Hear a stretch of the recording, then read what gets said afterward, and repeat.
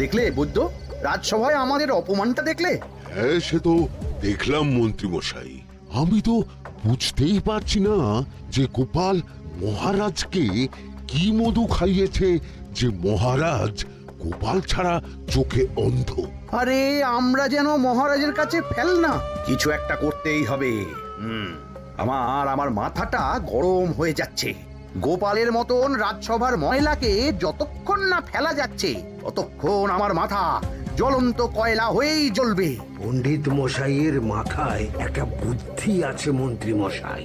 আপনি যদি সেই অনুযায়ী উঁচির কাজ করেন তাহলে বেটা গোপালের কপালে দুর্গতির সীমা থাকবে না। এই কি বুদ্ধি, কি বুদ্ধি? আপনি বরং এই ব্যাপারে পণ্ডিত মশাইয়ের সাথে একবার আলোচনা করে নিন। আমি চলি, কেমন? আমি চলি। হ্যাঁ হ্যাঁ, এসো এসো এসো এসো।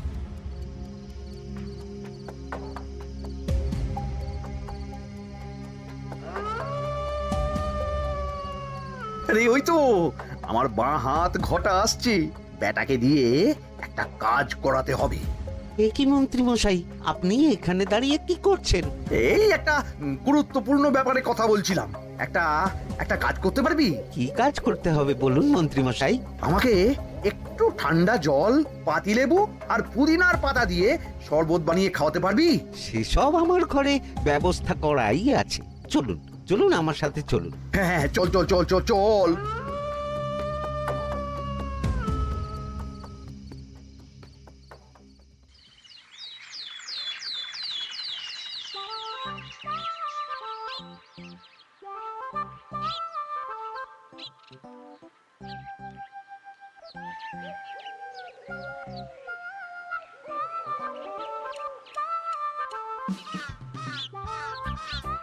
কি ব্যাপার পণ্ডিত, এত গুম মেরে আছো কেন? সকাল সকাল গিন্নি খুব বকেছেন মনে হচ্ছে। গিন্নির বাক্য সুধায় কান ভরে গেছে, আর কিছুই কানে ঢুকছে না। আরে দাঁড়াও দাঁড়াও পণ্ডিত, দাঁড়াও জ্যোতিষী। পণ্ডিত তো আমার কথা শুনতেই পেল না মনে হচ্ছে। তুমি তো দূর থেকে বলেছো, আমি তো বলেছি পাশ থেকে, তাতেও শুনতে পাইনি। কানের পোকা হলো নাকি? কি গো পণ্ডিত, ব্যাপার কি? কেমন বুঝছো? এ তো ভয়ানক কর্ণকোষ্ঠবদ্ধতার লক্ষণ। তুমি কচু বুঝেছো? আমার হয়েছে কর্ণগোপাল, তোমাদেরও হতো, কিন্তু তোমাদের দোকান কাটা বলে হয়নি। তুমি আমাদের অপমান করছো। তোমাদের অপমান বোধ থাকলে কোনো শব্দই কানে ঢুকতো না, শুধু একটাই শব্দ কানে বাজতো, গোপাল গোপাল গোপাল। এবারে রাজসভায় কিভাবে হেনস্থা হতে হলো মনে নেই?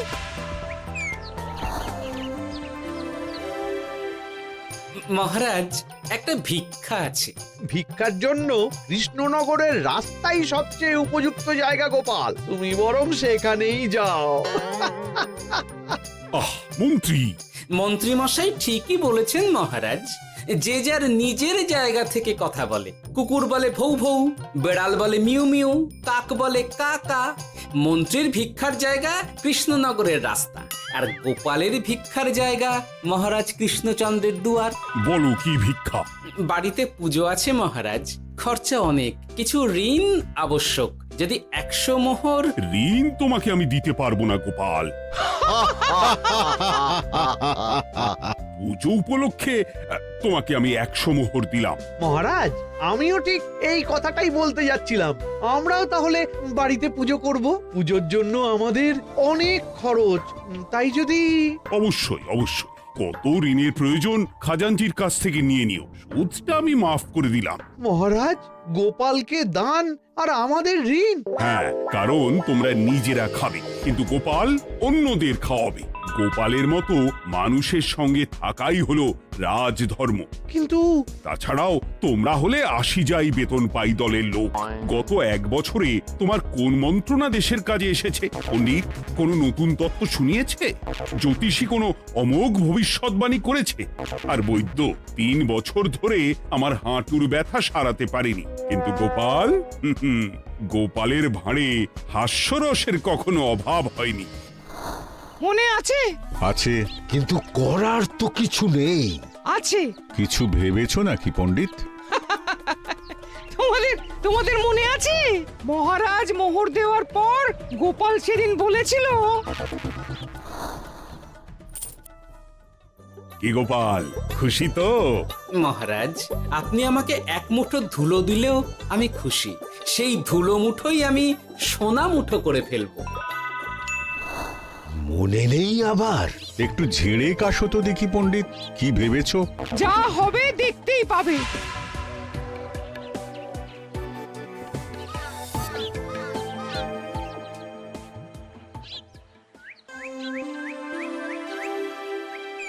মহারাজের জয় হোক, মহারাজের জয় হোক।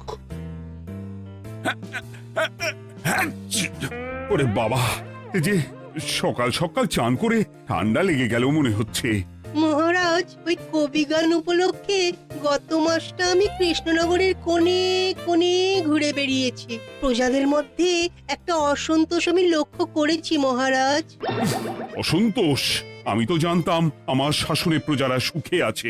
সুখে তারা ভাসছে মহারাজ, কিন্তু একটাই অসুখ, তারা মহারাজের দর্শন পায় না। তারা মহারাজের পদধূলির জন্য আকুল হয়ে আছে, মহারাজের দর্শন পাওয়ার জন্য চাতকের মতো অপেক্ষা করছে। চিত্রকরকে দিয়ে চিত্র অঙ্কন করিয়ে বিলি করে দিলেই হলো।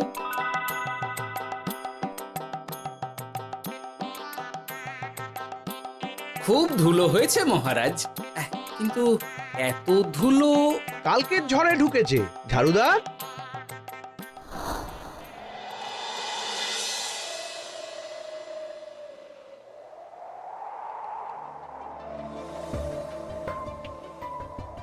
এই সুযোগ, রাজসভা ফাঁকা, এমন ঝড় যে পেয়াদারাও বাইরে নেই। কাজটা সেরে ফেল, বুঝলি? কিরে, কাজটা কর।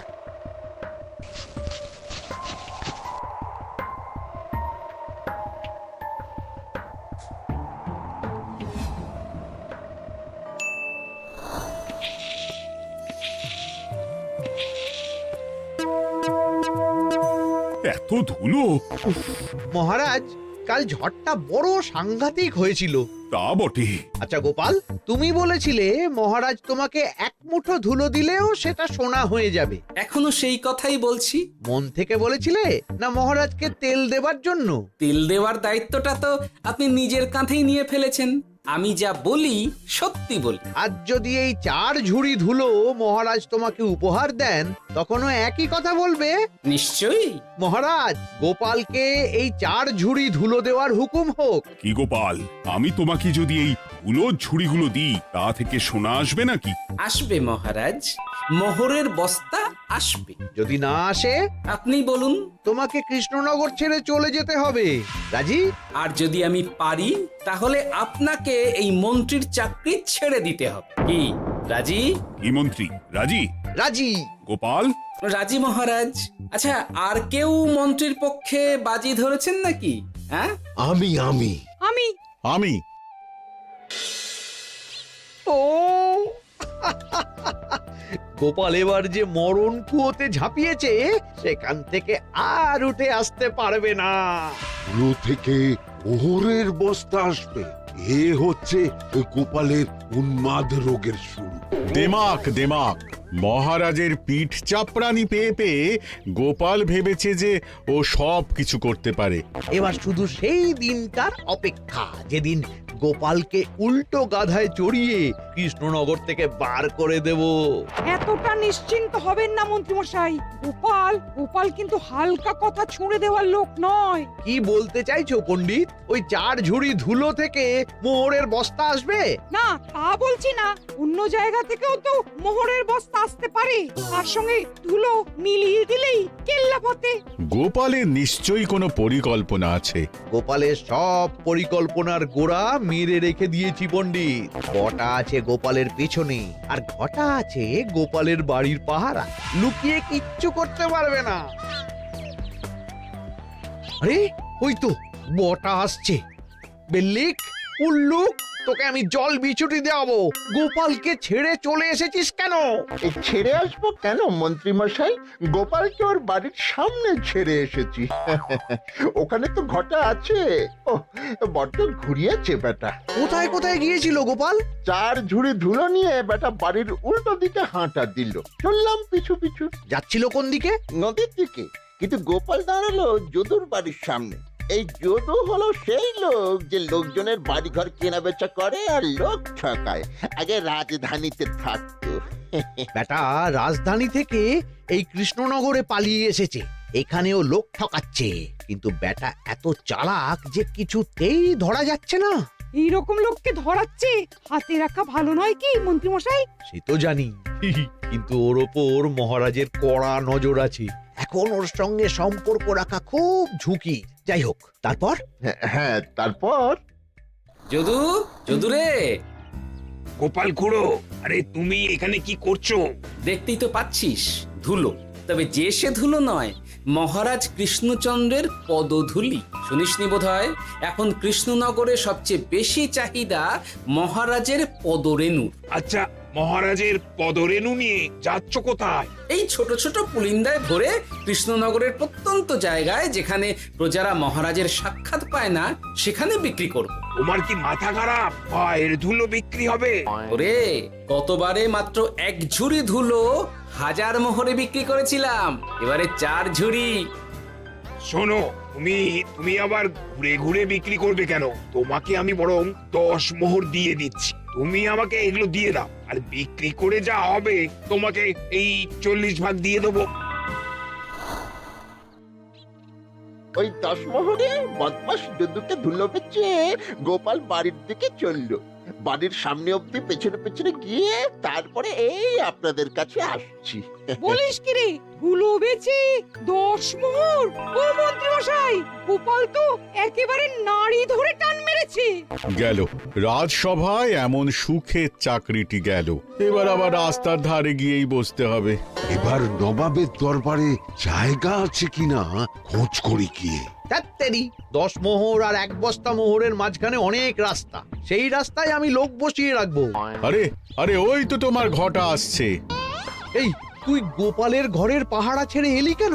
গোপাল নেই নেই নেই নেই নেই নেই।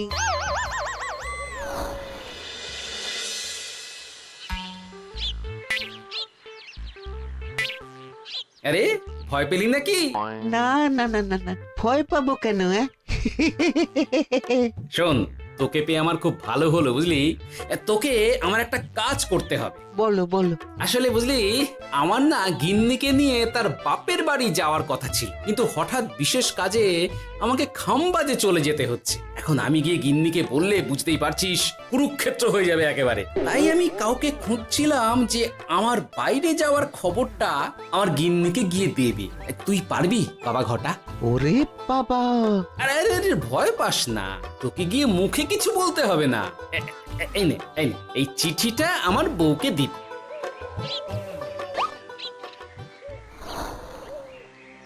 কৃষ্ণনগর ছেড়ে চুপি চুপি চলে যাচ্ছি, চালাকিটা দেখেছেন? ওসব চালাকি আমি তুড়ি মেরে উড়িয়ে দেব। কি করবেন? চারিদিকে আমি অশ্বারোহী গুপ্তচর পাঠাচ্ছি। গোপালকে কোনো চালাকি করতে দেব না।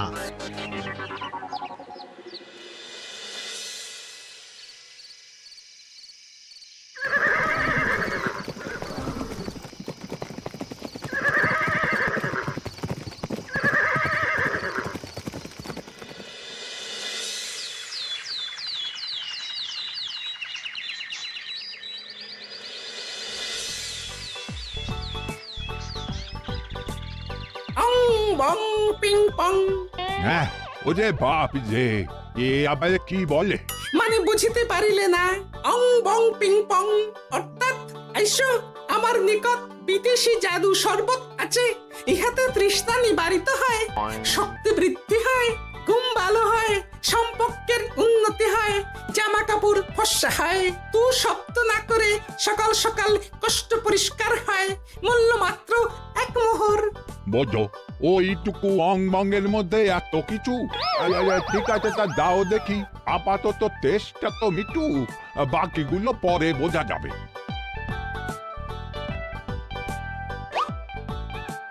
আহা বড় ভালো খেতে তো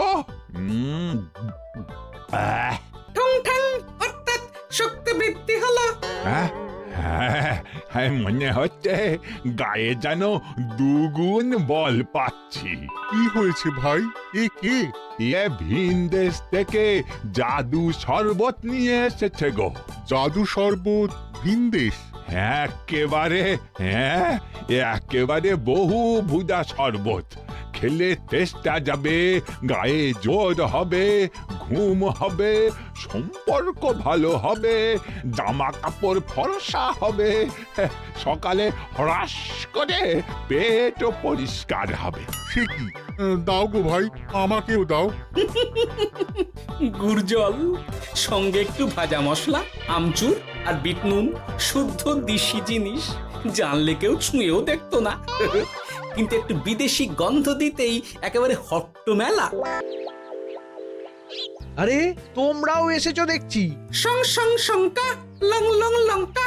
মানে অর্থাৎ এই শরবত খেলে আর শঙ্কা নাই, বুদ্ধি লঙ্কার মতন ঝাল হয়ে যাবে।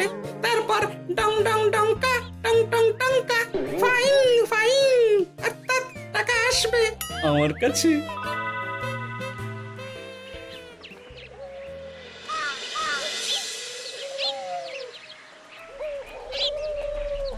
ঝপ ঝপ ছপাং, ভট ভট ফটাং, অর্থাৎ উহাকে দৌড়িয়েছো কেন?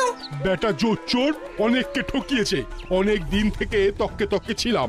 এবার এই ধুলো নিয়ে মহারাজের পায়ের ধুলো বলে বিক্রি করছিল। একটা বেনামি চিঠিতে খবর পেয়ে বেটাকে ধরেছি। ব্যাং ব্যাং বিগ ব্যাং, অর্থাৎ বাহ বাহ বাহ বাহ। বেনামি চিঠিটা আমি দিয়েছিলাম বাবু। বাবা যদু, তুমি সেই রাজধানী থেকে কৃষ্ণনগর অবধি মানুষকে অনেক খোল খাইয়েছো। তুমি এতদিন ঘুঘু দেখে এসেছিলে বাবা, এবার গোপাল নামক ফাঁদটা দেখলে। কতবার বলবো এইসব ধুলো আমি গোপালের কাছ থেকে কিনেছি। যা বলার ওই বিচারের সময় মহারাজকে বলবি। চল চল চল চল চল।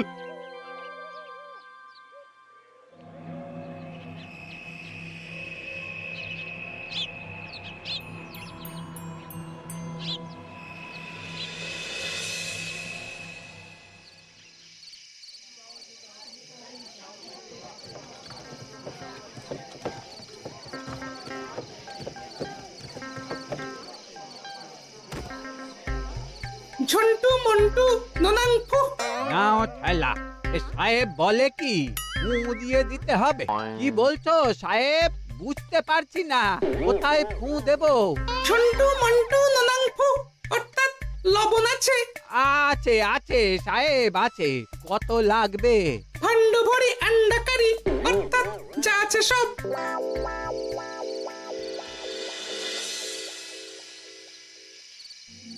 ব্যাস, মোটামুটি আশেপাশে সব দোকানের নুন এখন আমার জিম্মায়। এবার আসল মজা শুরু হবে।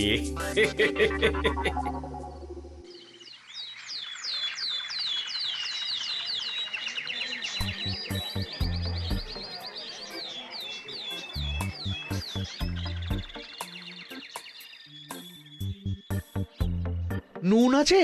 না হুজুর, গোটা কৃষ্ণনগরেই নুন নেই। ওই দেখো, পুরো রাজসভাই বাজারে জড়ো হয়েছে। শান্তামনা, শান্তু মন্টু। আবার কি বলছে রে বাবা? শান্তামনা, শান্তু মন্টু, অর্থাৎ জনগণ শ্রবণ করুন। নান্টু কান্টু, নুন কি নেবেন? আন্টু আন্টু, আসুন আসুন। আমার আমার এক সের নুন লাগবে। শান্তু, অবশ্যই 100 লবণ 10 মোহর। 10 মোহর? 10 মোহর লইবেন না লইবেন না? না, নেব না। উত্তম উত্তম, গান্ডা পিণ্ডে ঢিসুম ঢিসুম, অর্থাৎ তাহা হইলে নুনের বদলে গৃহিণীর প্রহার ভক্ষণ করুন। আমাকে 1 সের নুন দিন। আমাকেও আমাকেও। নুন ছাড়া বাড়ি ফিরলে গিন্নি ঘর ছাড়া করবে আমাকে। শুনলাম কৃষ্ণনগর থেকে নুন উধাও। আছে মহারাজ, আছে। কৃষ্ণনগরের সব লবণ আমার নিকটে আছে। 110 মোহর। এত দাম? দাম তো হবেই মহারাজ। লবণ ছাড়া রান্না কেমন হবে ভাবিয়া দেখুন। ঠিকই বলেছ, রাজপাকশালেও তো রান্না বসেনি। 100 সেরের মতন রাজপ্রাসাদে পাঠিয়ে দাও। 1000 মোহর দিয়ে দাও।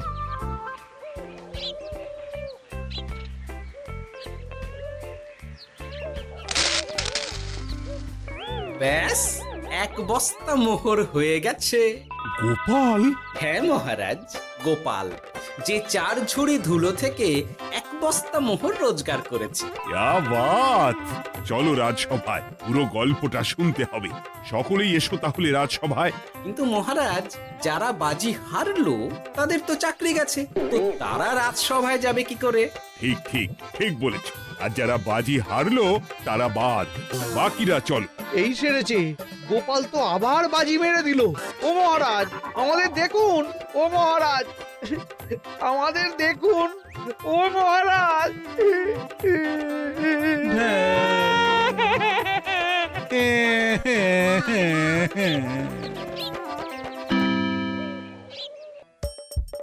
হাসির রাজা, জ্ঞানের রাজা, রসিক রাজা।